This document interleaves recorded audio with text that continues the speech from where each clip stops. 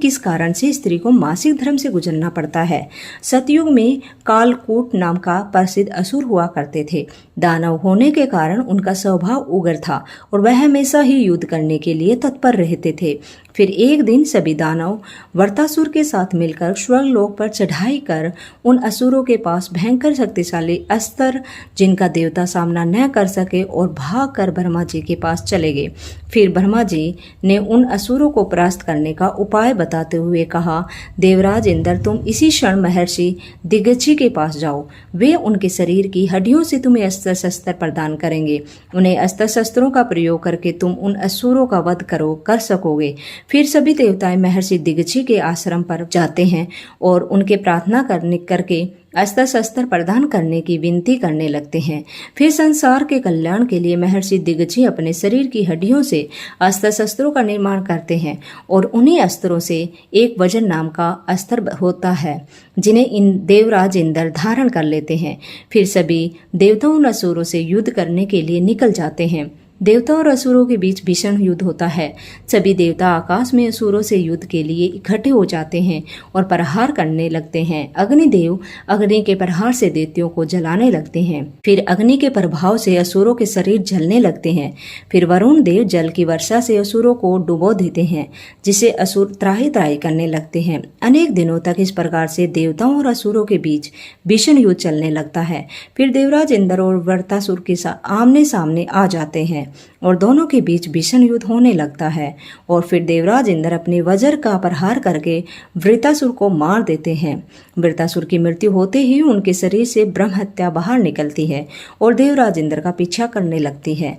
फिर वह ब्रह्म हत्या इंद्र के शरीर में प्रवेश कर जाती है, जिसे इंद्र को ब्रह्म हत्या का पाप लगता है। फिर देवराज इंद्र ब्रह्मा जी के पास जाते हैं और उनसे ब्रह्म हत्या के छुटकारा पाने के लिए कहते हैं। फिर ब्रह्मा जी भी उस ब्रह्म हत्या को देवराज इंद्र के शरीर से बाहर निकालने की आज्ञा देते हैं और वह ब्रह्म हत्या इंद्र के शरीर से बाहर निकलकर ब्रह्मा जी से कहने लगती है, हे परमपिता, अभी तक मैं वृत्रासुर के शरीर में निवास कर रही थी क्योंकि उसने अनेक ब्रह्म हत्याएं की है। जब इंद्र ने उसकी हत्या कर दी तो मैं इंद्र के शरीर में निवास करने लगी। अब आप ही मुझे बताइए और स्थान दीजिए जहां पर मैं रह सकूं। फिर ब्रह्मा जी कहने लगे, ब्रह्म हत्या मैं तुम्हें उचित स्थान देता हूँ। फिर ब्रह्मा जी ने ब्रह्म हत्या के 4 भाग कर दिए और कहा कि ब्रह्म हत्या तुम्हारा एक भाग अग्नि के भीतर रहेगा।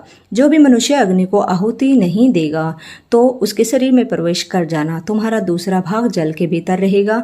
जो भी जल में गंदगी फैलाएगा अथवा मल मूत्र का त्याग करेगा तो उसके शरीर में प्रवेश कर जाना। तुम्हारा तीसरा भाग पेड़ पौधों में रहेगा। जो भी मनुष्य बिना कारण ही वृक्षों को काटेगा उसे भी ब्रह्म हत्या का पाप लगेगा।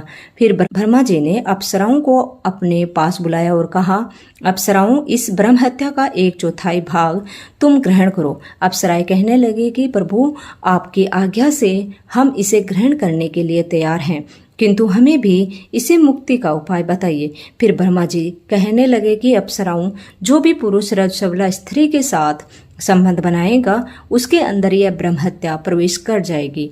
इस प्रकार से ब्रह्म हत्या के 4 भाग हो गए, एक अग्नि में, दूसरा जल में, तीसरा पेड़ पौधों में और चौथा स्त्रियों के अंदर प्रवेश कर गया। इस ब्रह्म हत्या के पाप के कारण स्त्रियों को मासिक धर्म होता है। जो भी पुरुष मासिक धर्म के दौरान स्त्रियों को स्पर्श करता है अथवा उससे संबंध बनाता है उसे ब्रह्म हत्या का पाप लगता है। भगवान शिव कहते हैं, हे देवी, इस प्रकार से मैंने आपको स्त्री के रजस्वला होने के पीछे के कारण और रजस्वला स्त्री को कौन से कार्य नहीं करने चाहिए आदि के विषय में बता दिया है। फिर माता पार्वती कहती है, हे स्वामी, आज आपने मुझे बहुत ही महत्वपूर्ण ज्ञान दिया है। दोस्तों, अगर ये कहानी आपको अच्छी लगी तो वीडियो को लाइक, शेयर एंड सब्सक्राइब अवश्य करना। Thank you.